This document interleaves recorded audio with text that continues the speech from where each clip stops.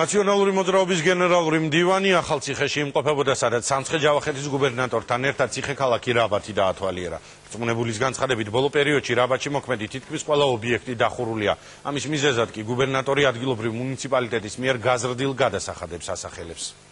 ყველაფერი დაიკეტა ახლა? აბსოლუტურად ყველაფერი დაიკეტა. აბსოლუტურად. აი, მაღაზია არც ერთი არ მუშაობს. არც ერთი მაღაზია აღარ მუშაობს. რატო დაიკეტა რო? დიდი გადასახადები დაადეს ადგილობრივ მუნიციპალიტეტმა და ყველა მაღაზია, ყველა ობიექტი არის დაკეტილი.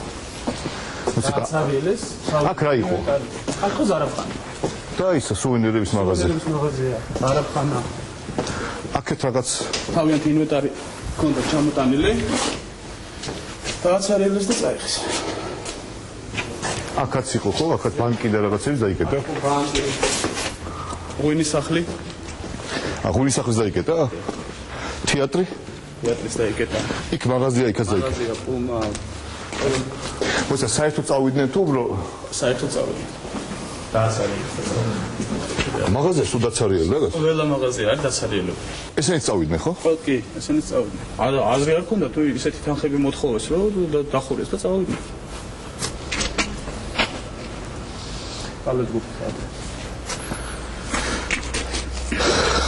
ამაზე აუგუძეს ხო გამგებელს საქმე? კი, ამაზე დაკითხეს ამ შეფუთვასთან დაკავშირებით.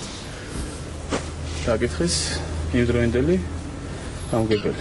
3-5 თითქმის ტურისტი შემოდიოდა აქ ამ ტერიტორიაზე, მაგრამ შემდგომში უკვე დღესდღეობით ხედავთ, რომ ბევრი ობიექტი დაიკეტა, მაღაზიები დაკეტილია, ყველა ობიექტი დაკეტილია და ერთ-ერთი მუშაობს მხოლოდ რესტორანი. დღესდღეობით დანარჩენი ობიექტები დაკეტილია, აგერ ხედავთ ეს მაღაზია დაკეტილია და თუ ასე გაგრძელდა ძალიან ცუდი იქნება ახალციხელებისათვის. ხო, ყველაფერი გასართობის დღეს სასწაულოს უკრაგინდოდა დაბადების დღე თუ რაღაცას აღნიშნა, ყველაფრის საშუალება იყო ადგილზე და ამ ეტაპზე არის ყველაფერი დახურული და არის ყველაფერი მკვდარი, რომელსაც ალბათ ყველა ახალციხელის გულის ტკივილია.